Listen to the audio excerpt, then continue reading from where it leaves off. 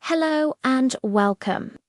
Today, we're going to explore a story about how our daily habits shape the life we live.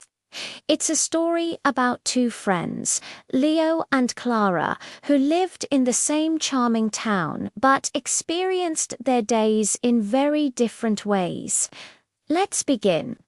Once upon a time, in a quiet town with cobblestone streets and colorful flower boxes in every window, lived two friends named Leo and Clara.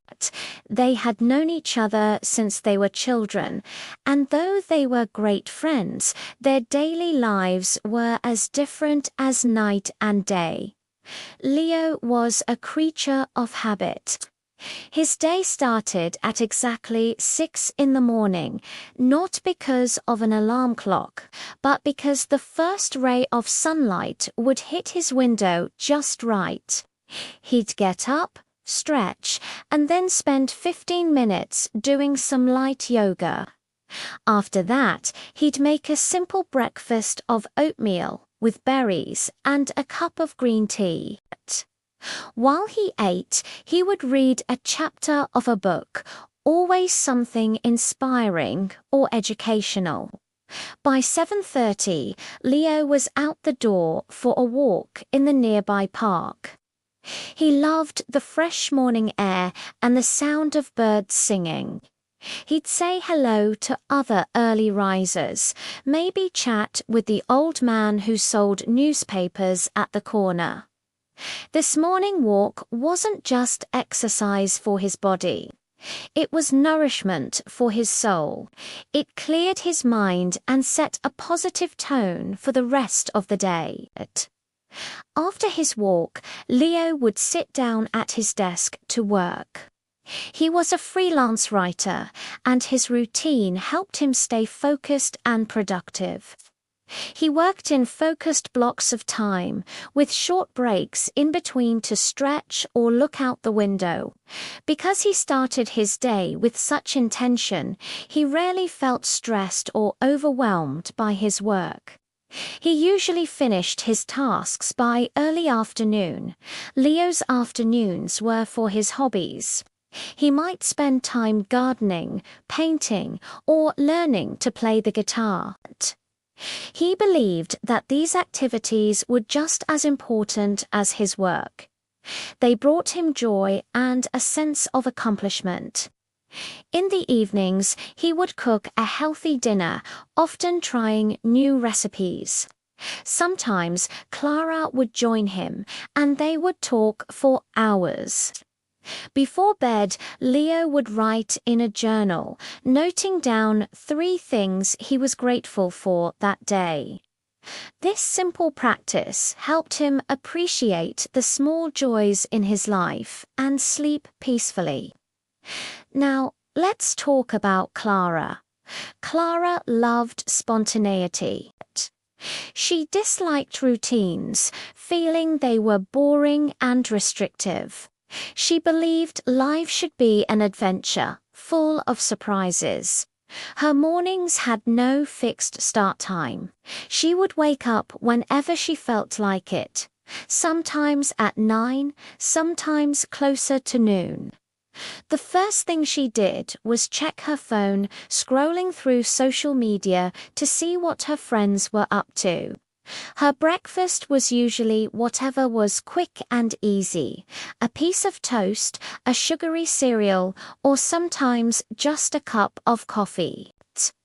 Because her mornings were so unpredictable, she often felt rushed and a little disorganized. She worked as a graphic designer, also from home, but she struggled with focus.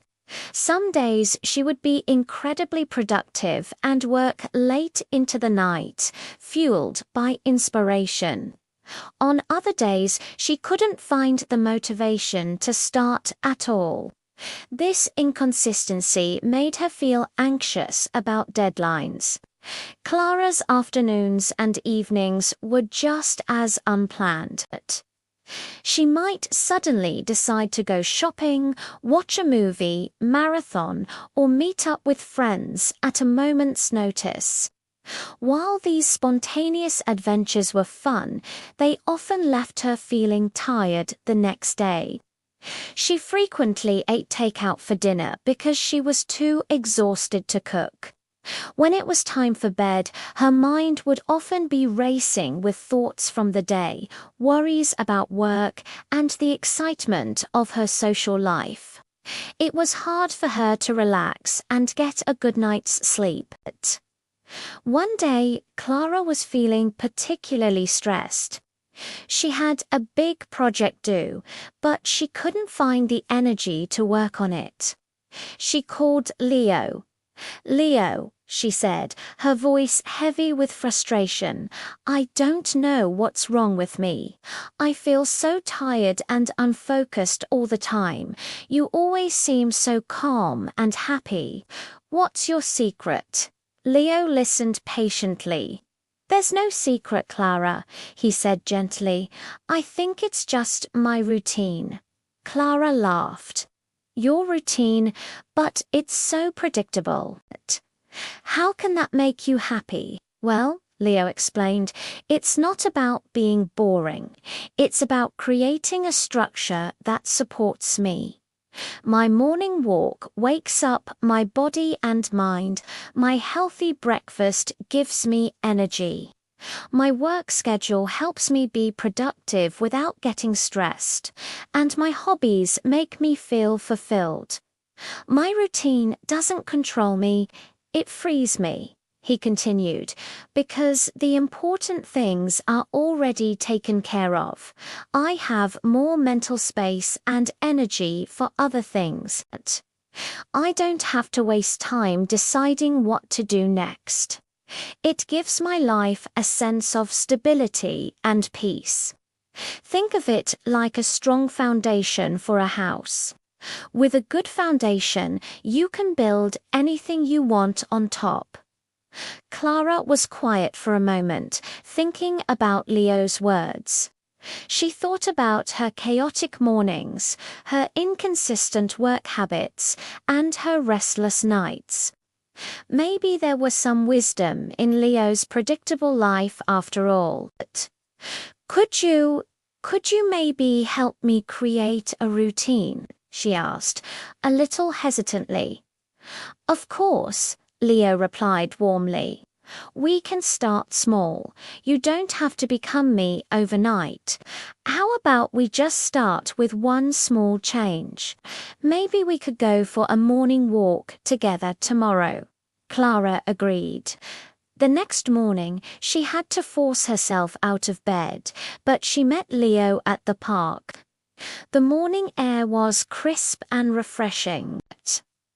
They walked and talked, and for the first time in a long time, Clara felt a sense of calm before her day had even really begun. That day, she found it a little easier to focus on her work. It wasn't a magical fix, but it was a start. Slowly, with Leo's encouragement, Clara started to build her own routine. She started by just waking up at the same time every day. Then she added a healthy breakfast. She set specific hours for her work and made sure to take breaks. She didn't give up her spontaneous adventures, but she learned to balance them with her new structure. She found that having a routine actually gave her more freedom, just as Leo had said. She had more energy for her friends and hobbies because she was unconstantly feeling tired and stressed from a disorganized life. Months passed. Clara's life had transformed. She was still the same fun, loving, adventurous person, but now she was also more focused, relaxed, and happy. She was delivering her best work and had more time for the things she truly loved. One evening, as she and Leo were having dinner in her own clean and organized kitchen, she said, "You were right, Leo. My routine didn't trap me. It set me free." Leo smiled. "Our daily habits are like the steering wheel of our lives," he said. "They guide us in the direction we want to go. A small turn each day can lead to a completely different destination over time." And so, in the charming town with cobblestone streets, Leo and Clara continued their friendship, each living a life they loved, built one small, intentional habit at a time. They showed everyone that a good lifestyle isn't about grand gestures, but about the simple, consistent choices we make every single day. Thank you for listening to this story. I hope it gives you something to think about in your own life. What's one small habit you could start today? If you enjoyed this, please like, share, and subscribe for more cozy stories. See you next time.